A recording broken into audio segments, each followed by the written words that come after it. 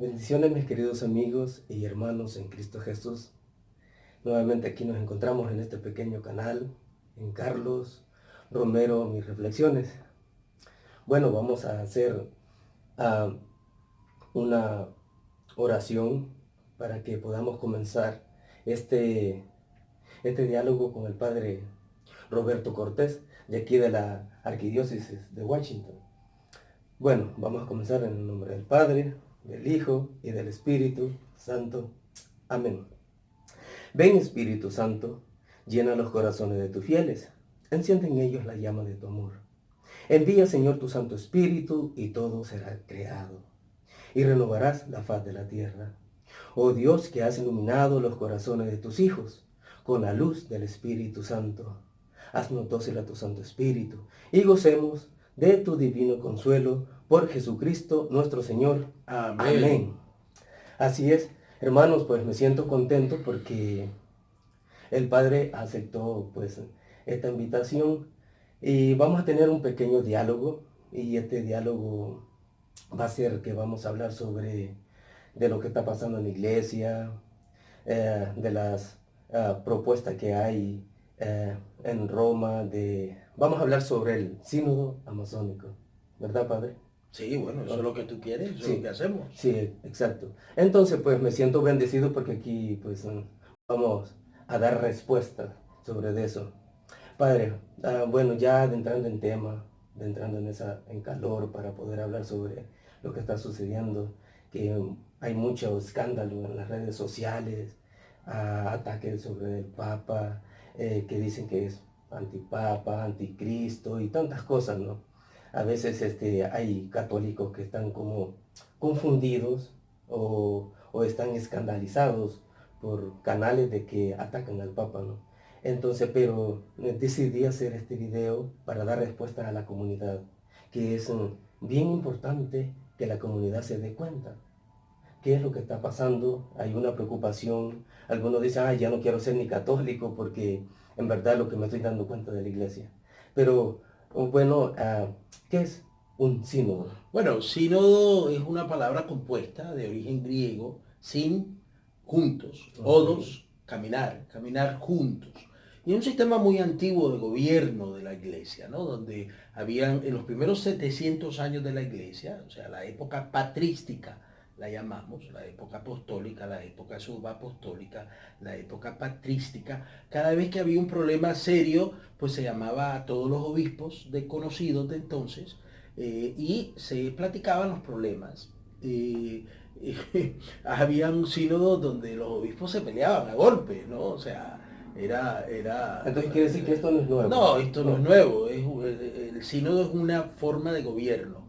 Y duró muchos años esa forma de gobierno, después fue suplantada por lo que llamaban concilios, que era prácticamente lo mismo, ¿no?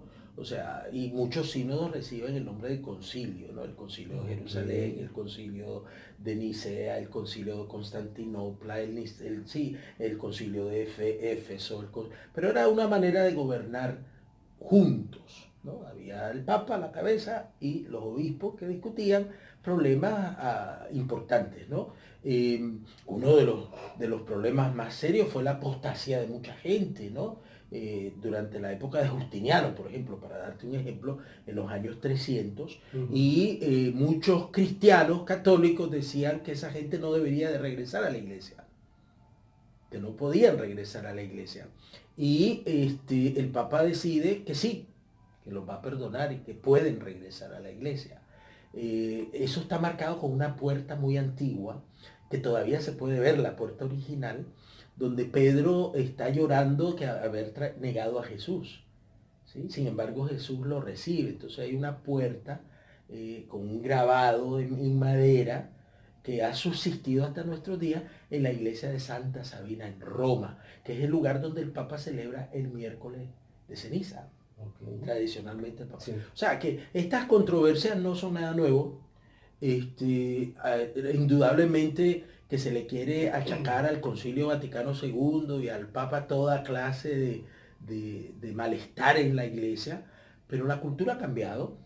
Los medios de comunicación pues nos han invadido, manejan la opinión pública de manera vertiginosa. Y dentro de la iglesia pues hay un sector que se opone, que siempre se ha opuesto tradicionalmente al Concilio Vaticano II. Entonces cuando un papa trata de implementar el concilio, pues ellos se oponen rotundamente porque quieren preservar ciertos privilegios, quieren seguir siendo la iglesia tridentina que fuimos. Trento ya es un concilio de la iglesia, donde se responde ¿En qué año fue el concilio de Trento? a la herejía protestante en los 1500, Oh, 1560. El concilio de Trento duró muchos años para ser aceptado, nunca fue aceptado totalmente. Finalmente un rey español decide aceptar el concilio y se empieza a romper la barrera de no aceptación, porque uno de los temas del concilio era la independencia de los obispos, que los obispos no deberían de ser nombrados por los reyes, los soberanos.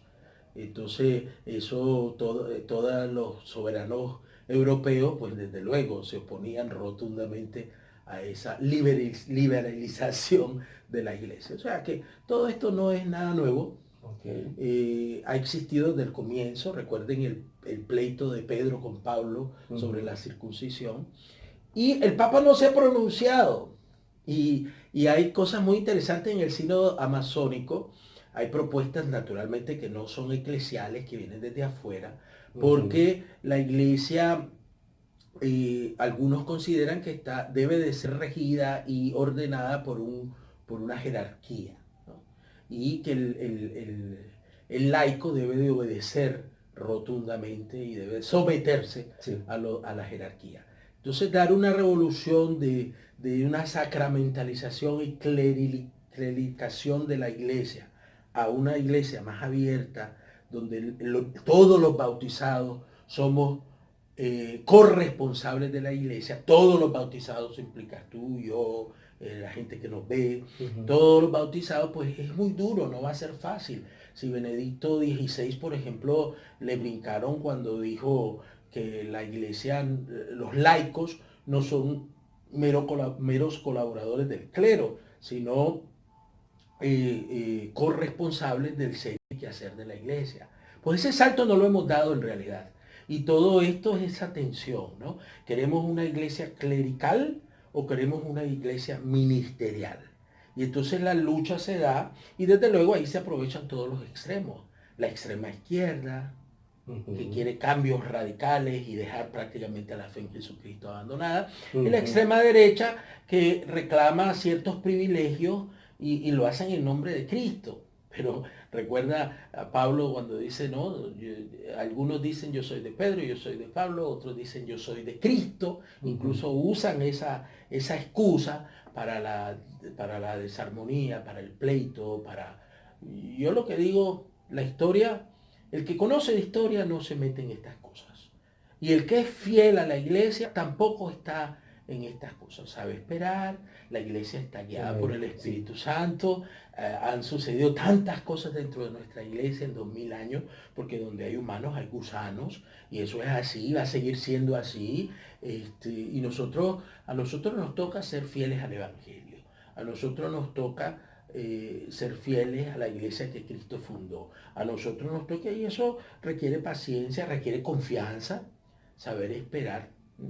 Esperar, o sea, si el Papa no se ha pronunciado, una cosa es que te escuchen y que tú digas todo lo que quieras decir, y otra cosa es que se haga lo que tú estás pensando, ¿no? Porque al final el Papa es el que decide y el Papa no ha decidido nada en realidad. A mí me parece interesante, por ejemplo, que el Papa tenga invitados que tienen una propuesta muy centrada. Por ejemplo, un salesiano uruguayo, cuyo nombre se me escapa ahorita, que él dice, no, el problema es que hemos tenido es la manera de concebir la iglesia, ¿no? En los lugares donde la iglesia es muy abierta, donde la participación del laico se aprecia, donde por ejemplo, iba a dar ejemplos concretos de diócesis completas en la India, en China, en África, donde el laico se ha metido y realmente es parte activa de la iglesia, es corresponsable, como después, en una segunda tanda, han producido suficientes vocaciones.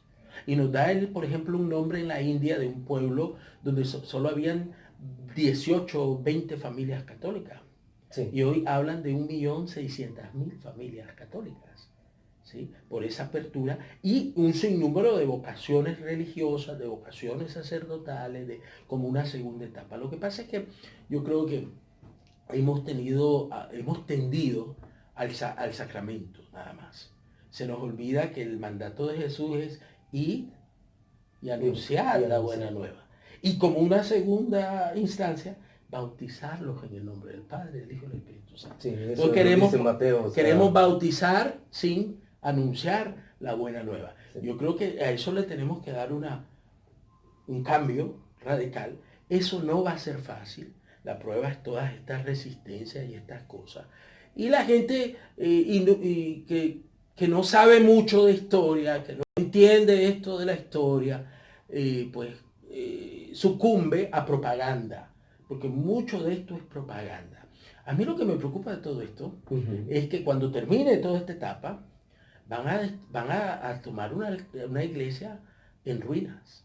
Sí, como ellos prefieren cisma, destruir. Como un cisma, no. Es que siempre han habido cismas.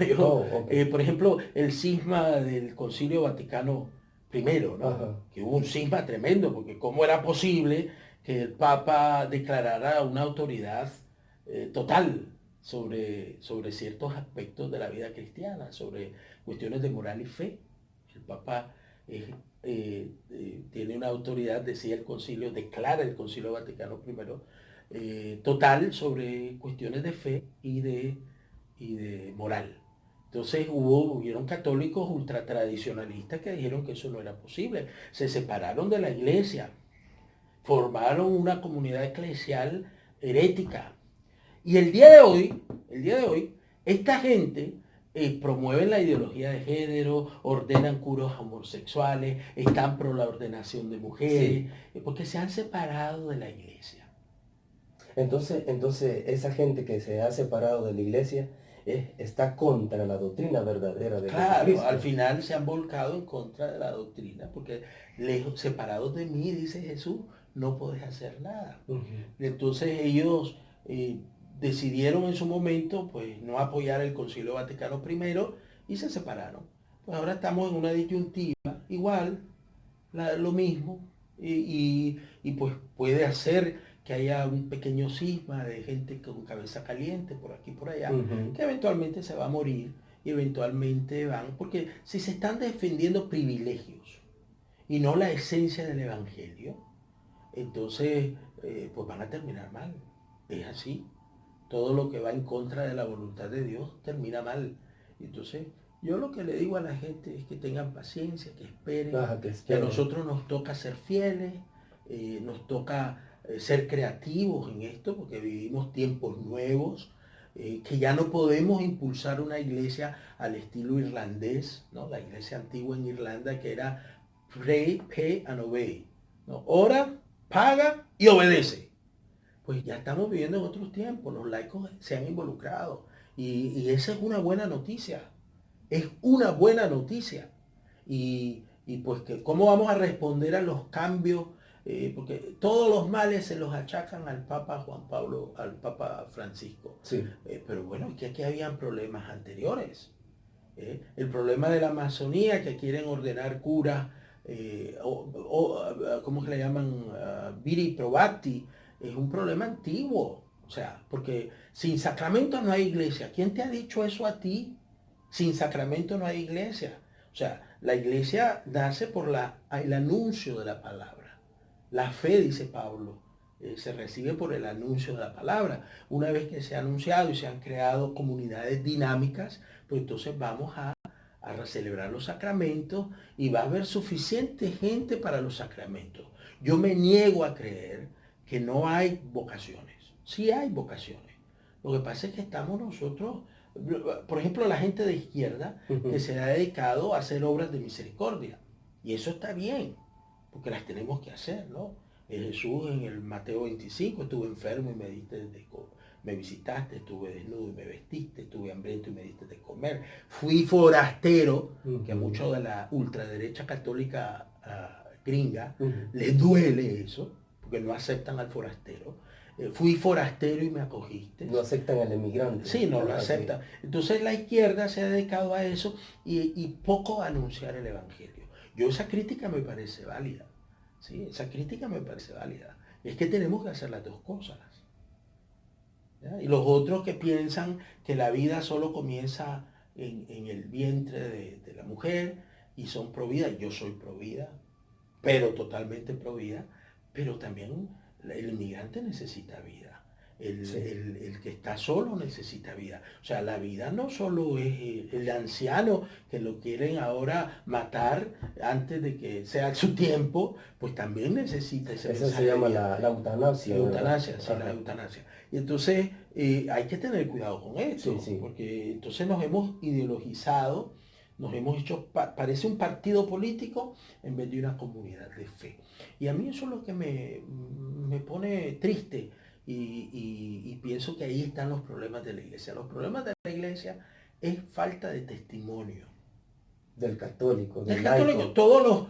a mí me parece, cada vez que inventan cosas contra el Papa, porque muchas de estas cosas son inventos, pues has dejado de ser católico. Si tú usas los métodos de Sololensky, has dejado de ser católico. Dice San Juan que el problema es el ser progresista. Y progresista es el que toma algo de fuera de la comunidad cristiana y la trae para adentro y contamina con todo eso, según la carta tercera de San Juan. Entonces, tenemos que tener miedo y usar el término el progresón.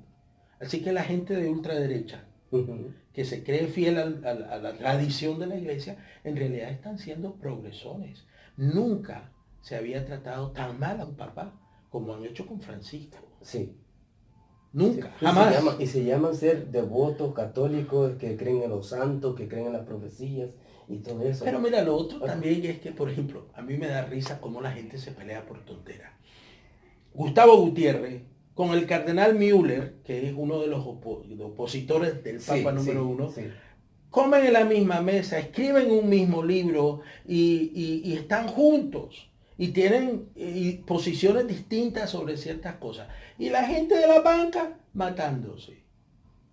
Entonces eso hay que anotarlo. Sí, es cierto, eso, eh, pues hay una gran confusión en ese sentido porque los católicos se fijan en cosas como pequeñitas y comienzan a hacer un gran escándalo.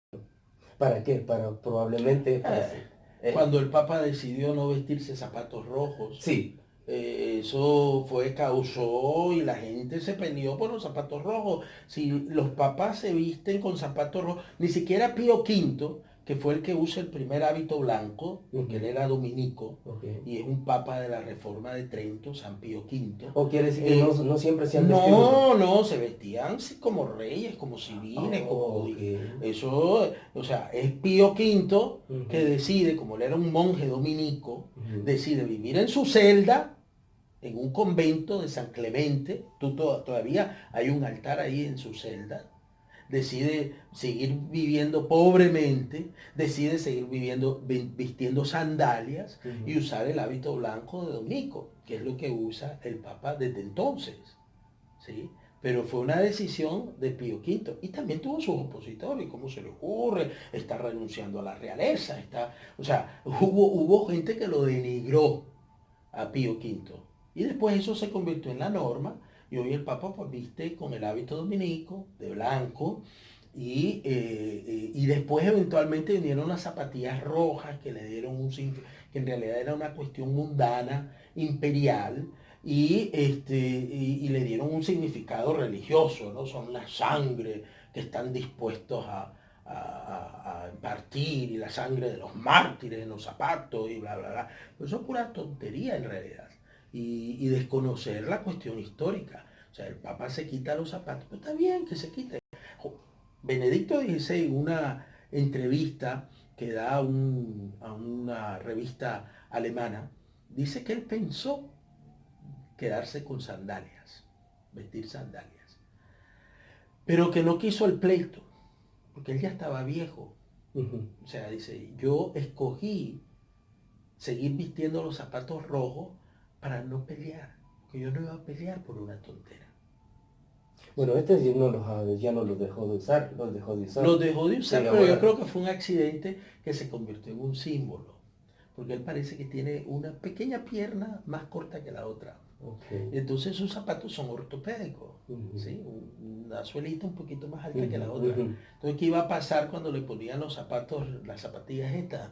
Pues iba a cojear. Muy buen detalle, eso no lo sabía Y yo, entonces, que él es así. entonces eso se convirtió en un símbolo, pero yo creo que no fue buscado.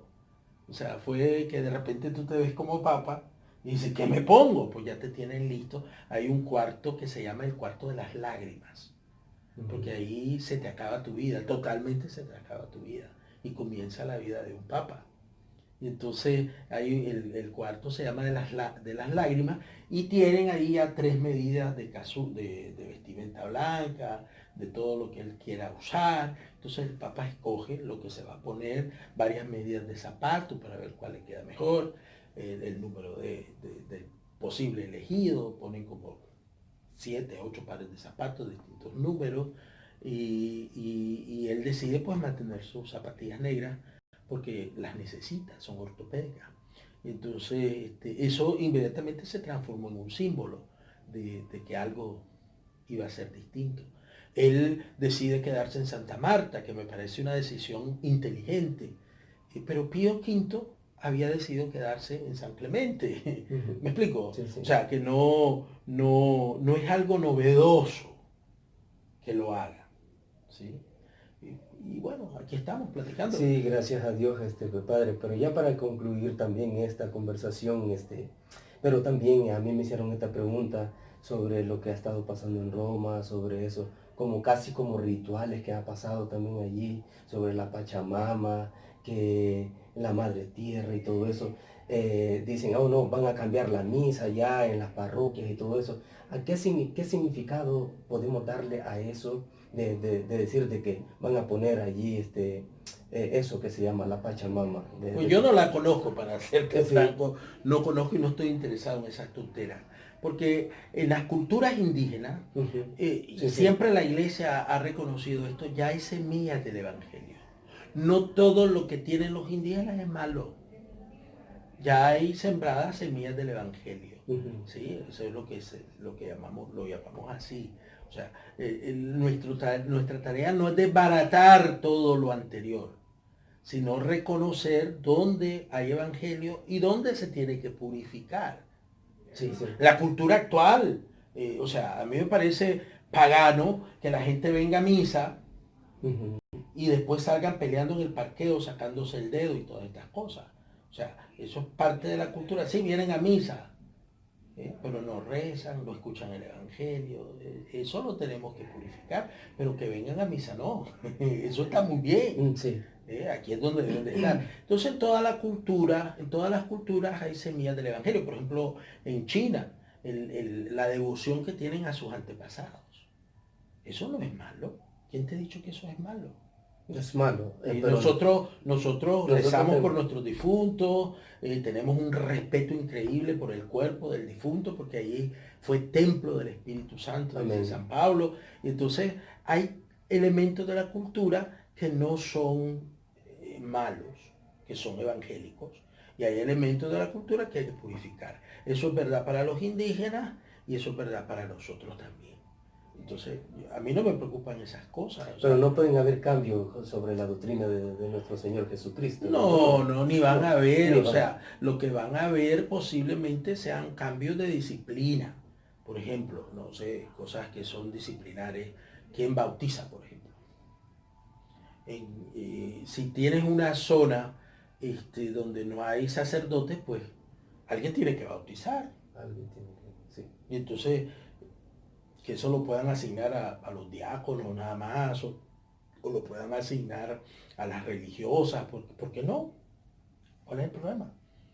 ¿Sí? Si la iglesia dice que en casos de emergencia cualquiera, hasta un ateo puede bautizar, Sí, sí. dice las palabras que la iglesia, correctas, las palabras que dijo Cristo, y vayan por el mundo, bautízalo en el nombre del Padre, del Hijo, del Espíritu Santo. Yo te bautizo en el nombre del Padre, del Hijo y del Espíritu Santo. O sea, si cualquier persona en caso de emergencia puede bautizar, ¿qué tal en comunidades donde el cura llega cada 5 años? O sea, ¿quién va a bautizar? Eso sí me parece que van a haber cambios de disciplina, pero no de doctrina. Esas son cosas accesorias, secundarias. Yo pienso que debe de haber más celebración de la palabra dirigidas por laicos, porque no, la gente se queda sin palabra y sin misa porque no hay cura. Entonces la crisis que hay en la Amazonía es una crisis creada por la sacramentalización excesiva que hemos tenido. Si no hay cura, no hay celebración válida. Si no hay cura, la palabra no vale. Si no, ¿me explico? Entonces Sí, sí. tenemos que ir creando, porque para las vocaciones necesitamos familias sólidas, gente que crea de verdad, y los Sí, muchachos, laicos comprometidos. sí, y los muchachos, los hijos de esa gente, eventualmente va a entrar en números grandes. Yo no creo que la crisis sea tal como tal, yo creo que es una crisis fabricada. Los de la extrema derecha Ujú. quieren que haya crisis, ¿sí? Y la extrema izquierda quieren que haya crisis. Porque la persecución ahorita Porque está al final es lo mismo. O sea, una sacramentalización. Si no hay sacerdote, no hay nada. No hay iglesia. ¿Quién te dijo eso? O sea, eso no tiene pie ni cabeza. Sí, porque el debate está ahorita dentro de la iglesia. No estamos Sí, hablando pero de es lo otro, mismo, pero es es lo mismo. mismo. O sea, el debate es si no hay sacerdote, no hay iglesia.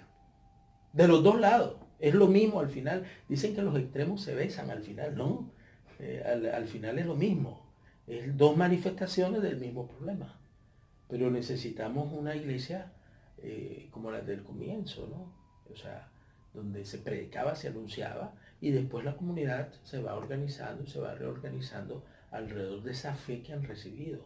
Pues nosotros hemos recibido una fe hermosa, una fe católica.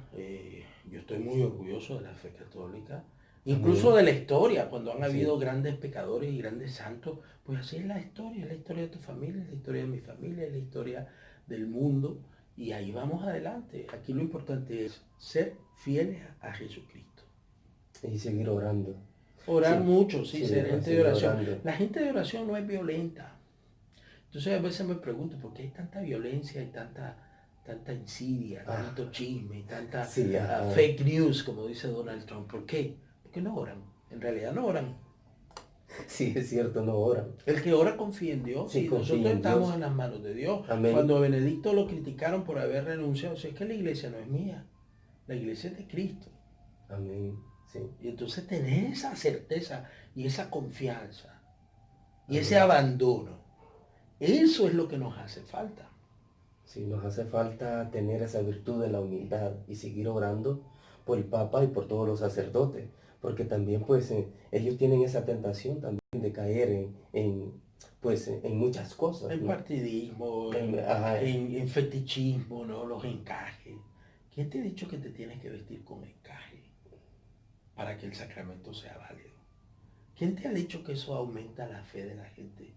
¿Quién te ha dicho que la capa magna va a ser recibida por los jóvenes de hoy con aplausos y estruendos y espectáculos?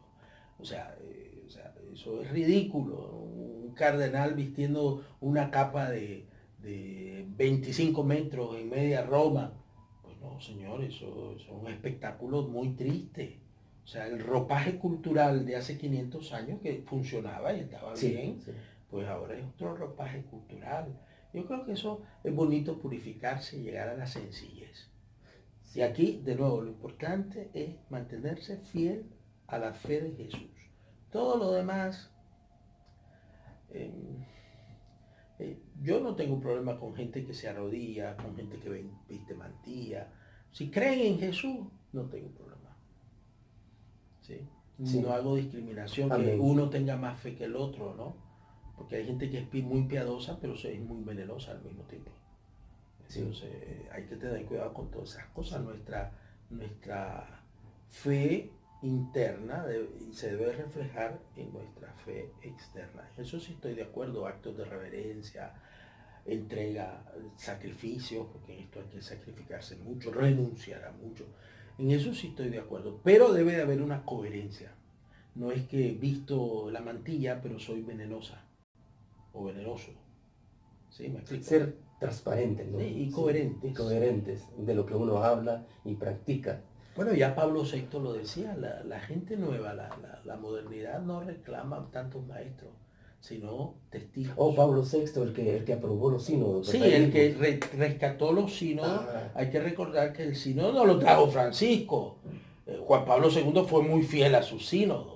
El método del sínodo lo trae y lo rescata nuevamente Pablo VI ok. y lo trae como una forma de gobernar la Sí, iglesia. eso había entendido yo, o sea, que Pablo VI lo había como dado más fuerza, No, lo había retraído porque ya o no retraído. la figura no existía ya en tiempos modernos, existió hace 1000 años, Ok. pero ya en el tiempo moderno no existía. Entonces él lo rescata y lo trae como una forma de gobierno. A mí no me parece algo escandaloso. ¿Y cada cuánto se hace los sínodos, Cada padre? 2 años, Cada cada dos. 2 años y han habido sínodos de todo tipo.